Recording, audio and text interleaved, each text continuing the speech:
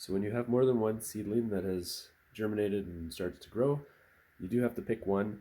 The best way to remove them is to use scissors on the ones that you are going to get rid of. You don't really want to do that until they have more than just two leaves. Those are kind of their first, once they have more than two leaves, it's after their first true leaves. So the first true leaves are the actual plant as opposed to what was used to make the seedling to the germination process.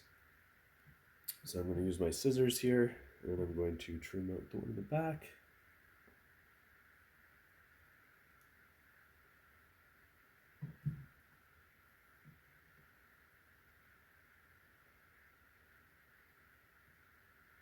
Okay, and then now we add our nutrients.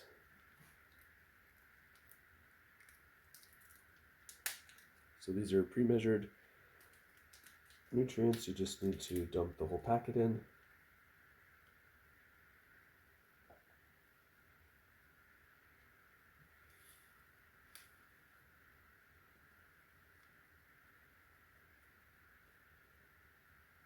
And you can see there's some roots starting to come through, so that's good.